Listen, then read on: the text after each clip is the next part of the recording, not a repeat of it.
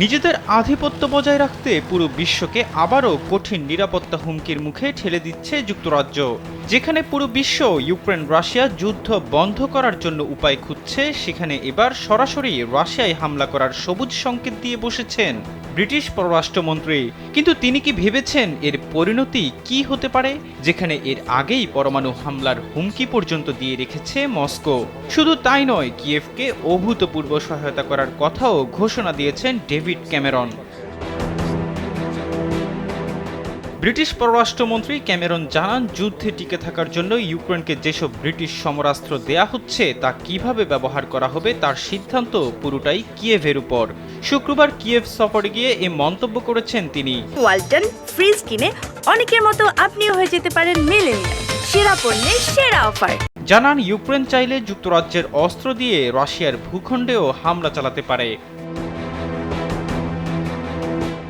David Cameron জানান, ইউক্রেনের যতদিন প্রয়োজন হবে যুক্তরাজ্যের পক্ষ থেকে প্রতি বছর ৩৭৫ কোটি মার্কিন ডলার করে দেয়া হবে।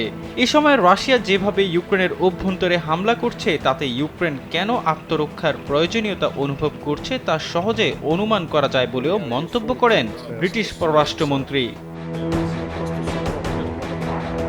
এদিকে ডেভিড ক্যামেরনের এমন মন্তব্যের নিন্দা জানিয়েছে রাশিয়া। মস্কো বলছে, ব্রিটিশ পররাষ্ট্রমন্ত্রীর এমন বক্তব্য আরেকটি অত্যন্ত বিপজ্জনক বিবৃতি।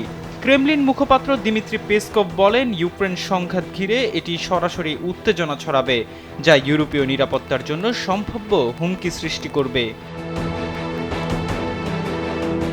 ব্রিটিশ পররাষ্ট্রমন্ত্রীর বক্তব্যের পাশাপাশি পেসকভ ফ্রান্সের প্রেসিডেন্ট ইমানুয়েল মাখোর বক্তব্যেরও নিন্দা জানান। এর আগে চলতি সপ্তাহে যুক্তরাজ্যের ব্যবসা বিষয়ক ম্যাগাজিন ইকোনমিস্টকে বলেছেন, রুশ সেনারা যদি সামনে এগুতে থাকে এবং ইউক্রেন অনুরোধ করলে সেখানে স্থলসেনা পাঠানো হবে কিনা তা পশ্চিমাদের বিবেচনা করতে হবে।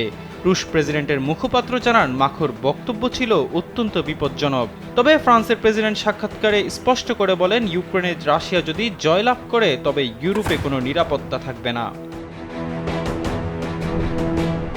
এর আগে ইউক্রেনকে একাধিকবার রাশিয়ার অভ্যন্তরে তেল শোধনাগারগুলোতে হামলা চালাতে নিষেধ করে যুক্তরাষ্ট্র। দেশটির আশঙ্কা এতে উত্তেজনা আরও বাড়বে।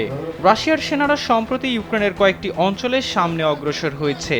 ইউক্রেনের অস্ত্র ও সেনা ঘাটতির সুযোগ নিয়ে বেশ কয়েকটি গ্রামের নিয়ন্ত্রণ নিয়েছে রুশ বাহিনী। এহসান আব্দুল্লাহ, কালবেলা ডেস্ক।